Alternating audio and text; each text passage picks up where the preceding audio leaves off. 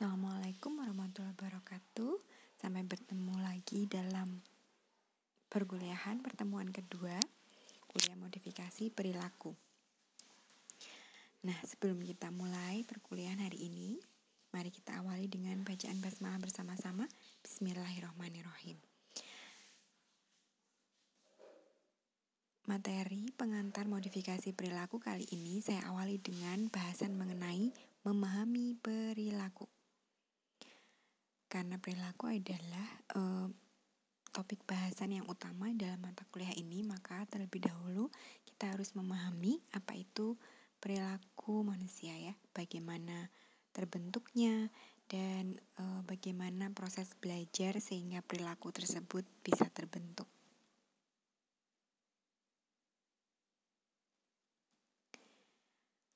Mengapa belajar psikologi bisa disamakan dengan belajar tentang perilaku?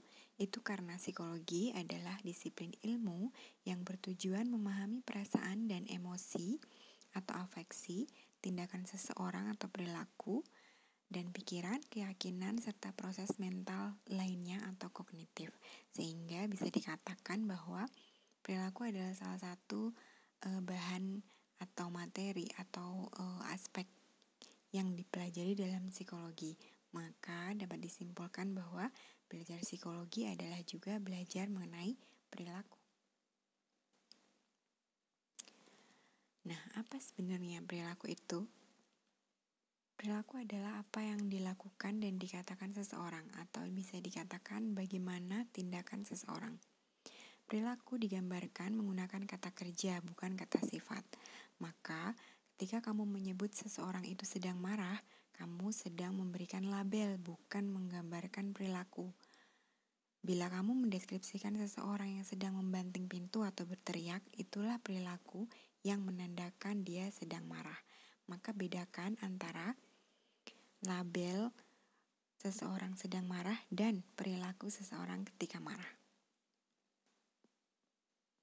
Nah, apa saja karakteristik perilaku? Karakteristik perilaku kurang lebih bisa dirangkum menjadi 5 bagian penting. Yang pertama, perilaku memiliki satu atau lebih dimensi yang dapat diukur, yaitu frekuensi, durasi, dan intensitasnya.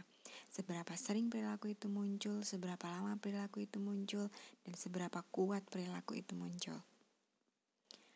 Yang kedua, perilaku dapat diamati, digambarkan, dan dicatat oleh orang lain atau orang yang terlibat dengan perilaku tersebut.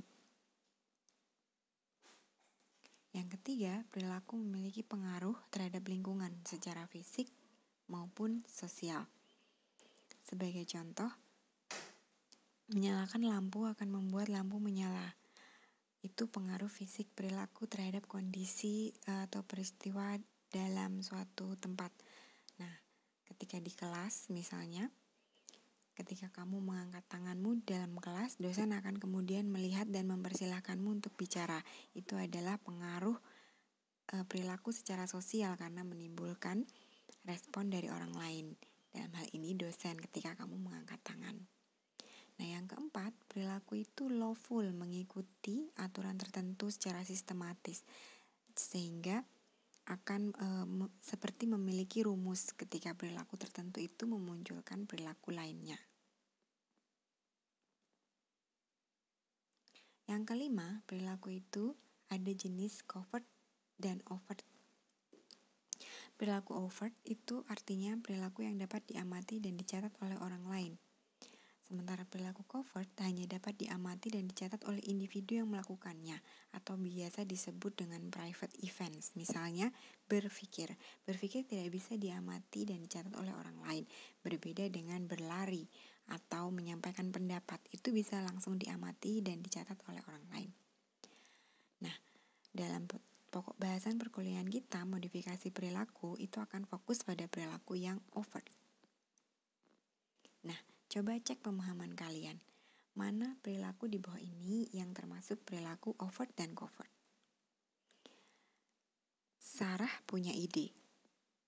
Yang kedua, Joni tertawa karena sebuah lelucon. Yang ketiga, Ita bermimpi tentang laba-laba yang menakutkan. Yang keempat, Lani berlari setelah melihat jam. Mana yang perilaku overt, mana yang covert? Ya, betul. Perilaku Joni tertawa karena sebuah lelucon itu termasuk perilaku yang overt, bisa diamati dan dicatat oleh orang lain. Lani berlari setelah melihat jam itu juga perilaku yang overt, bisa dilihat dan diamati oleh orang lain. Sementara Sarah yang memiliki ide itu merupakan perilaku yang covert. Kita tidak tahu apakah betul waktu itu Sarah memiliki ide atau apa saja ide yang muncul dalam pikiran Sarah. Nah, Ita bermimpi tentang laba-laba juga tidak bisa kita amati, tidak bisa diamati oleh orang lain apa mimpi seseorang semalam, seperti itu ya. Selanjutnya, kita akan pelajari bagaimana perilaku terbentuk. Awal mula perilaku terbentuk sebetulnya sejak dari dalam kandungan, ketika seorang bayi itu memiliki naluri untuk bertahan hidup. Bahkan sejak dalam kandungan, bayi sudah bisa menghisap jempolnya, sudah bisa bergerak ketika mendapat sentuhan dari luar misalnya. Ini adalah bentuk refleks, termasuk refleks yang muncul pertama kali pada bayi, yaitu refleks menghisap. Itu adalah didorong oleh naluri bertahan hidup supaya bayi bisa menerima atau mengkonsumsi ASI dari orang tuanya, dari ibunya gitu ya. Nah, yang kedua adanya faktor bawaan. Faktor bawaan ini menghasilkan maturity atau kematangan dalam diri seseorang, yang ini membentuk perilakunya. Misalnya seorang anak kemudian bisa berbicara karena otot-otot yang menunjang organ bicaranya mulai terbentuk. Anak-anak menjadi mampu berjalan ketika otot-ototnya siap untuk berjalan. Ya, ini adalah faktor bawaan yang mendukung terbentuknya perilaku. Yang terakhir, yang paling penting dan yang paling utama dalam pembentukan perilaku adalah proses belajar. Setiap hari manusia belajar dari lingkungannya, dan proses ini menghasilkan pengalaman. Pengalaman inilah yang menjadi faktor paling penting yang membentuk perilaku seseorang. Nah, itulah kenapa disebut bahwa proses belajar adalah kunci perubahan perilaku. Setelah lahir, individu belajar dari lingkungannya, tidak seperti ketika sebelum lahir, di mana perilaku itu berupa refleks yang muncul dengan sendirinya sebagai naluri atau secara naluriah, secara alamiah. Setelah lahir, orang akan lebih banyak belajar dari lingkungan, dan oleh karenanya proses belajar ini dilakukan secara sengaja dan memang bertujuan untuk membentuk suatu perilaku. Hasil belajar dari lingkungan itu disebut dengan pengalaman. Nah, proses belajar dan mendapatkan pengalaman yang berulang-ulang ini akan berdampak pada perilaku, akan diulang atau berhenti dilakukan. Nah, efek yang bertahan inilah yang akan menghasilkan perubahan perilaku, dan keputusan seseorang akan mempertahankan atau menghilangkan perilakunya. Sebagai contoh, ketika kamu belajar mendapatkan nilai misalnya, atau ketika kamu belajar dengan waktu tertentu atau mendapatkan waktu yang efektif untuk belajar itu di waktu kapan?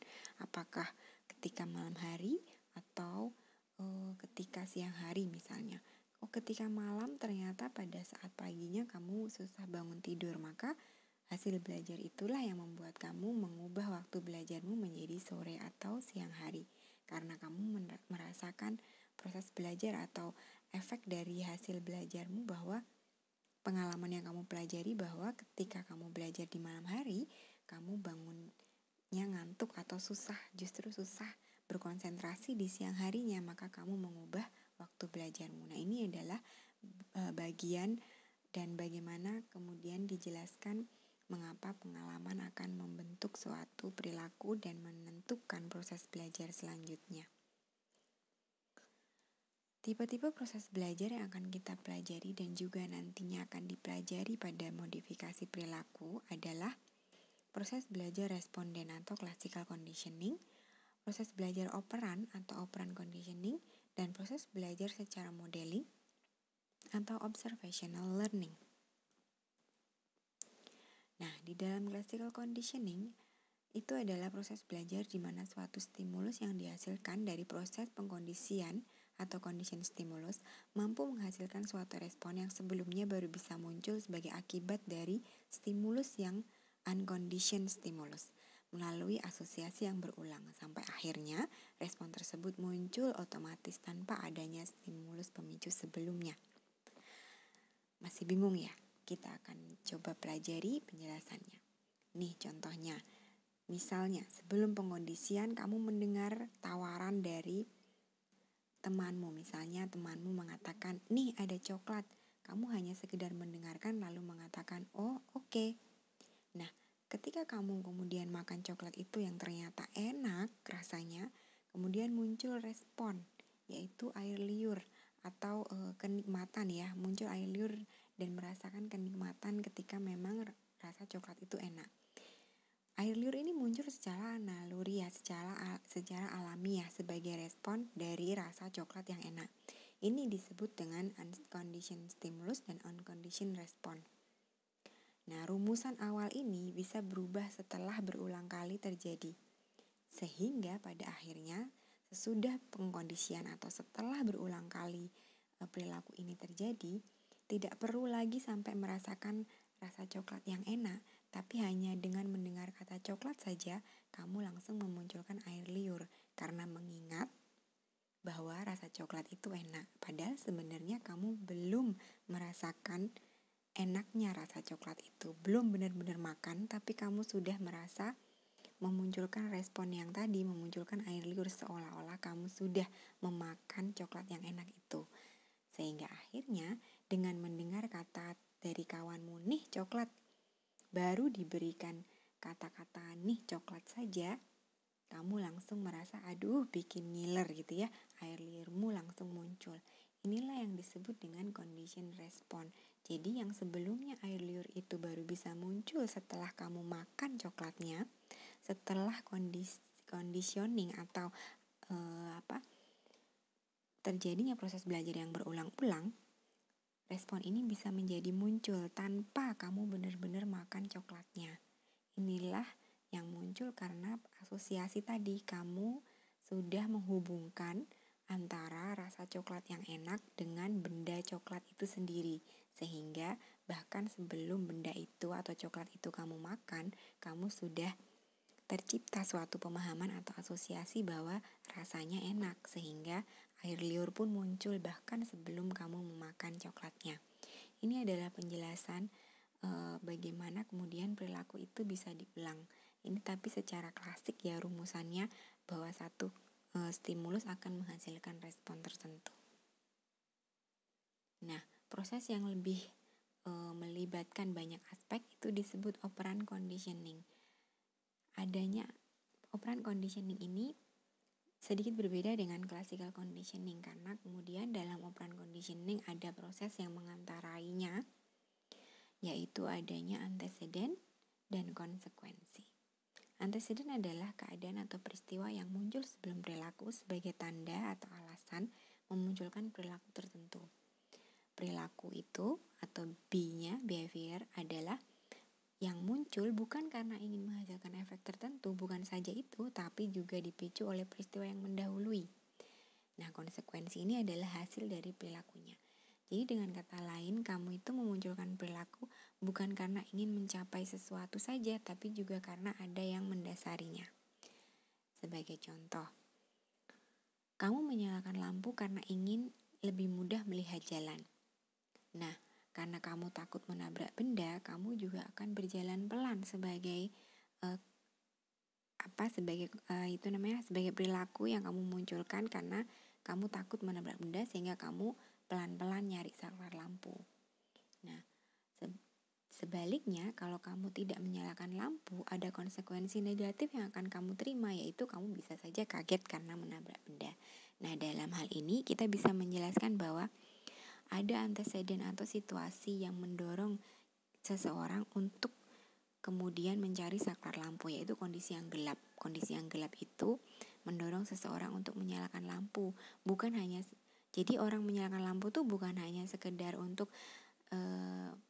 karena menghindari supaya enggak nabrak benda aja, tapi juga karena didorong oleh kondisi yang gelap.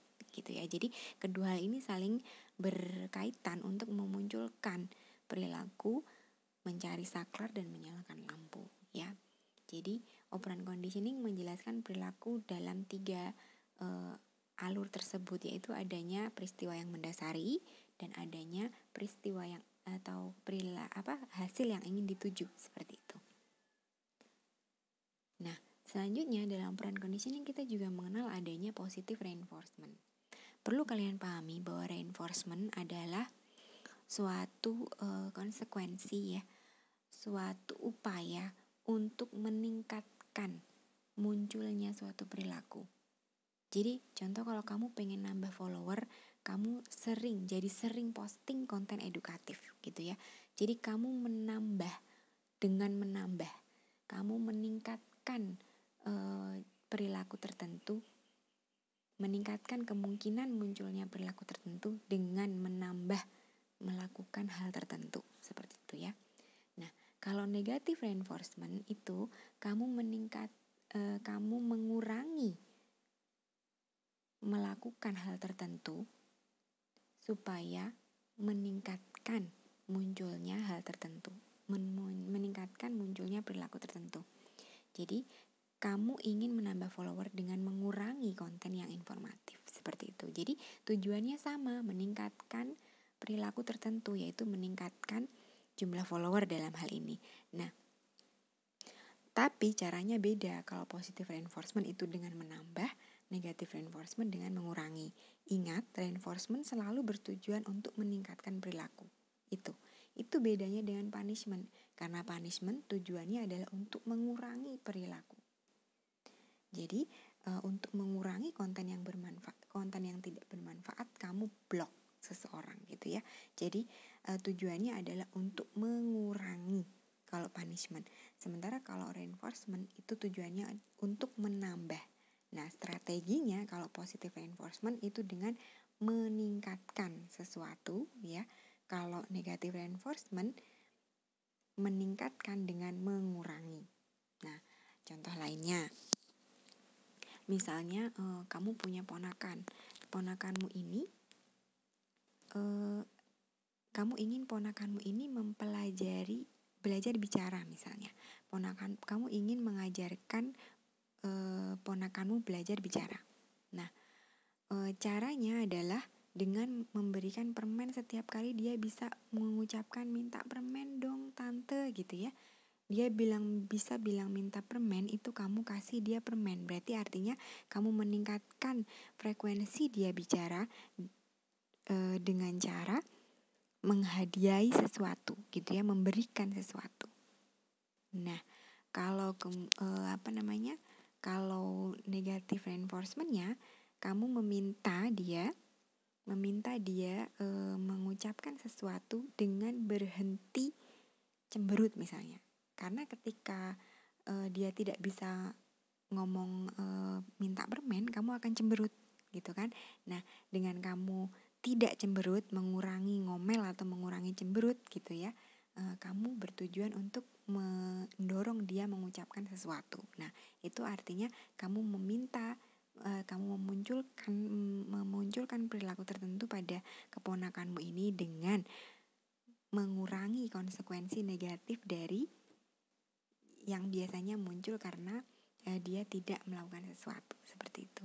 Bisa kebayang ya. Jadi kalau dengan memberikan hadiah itu berarti dengan cara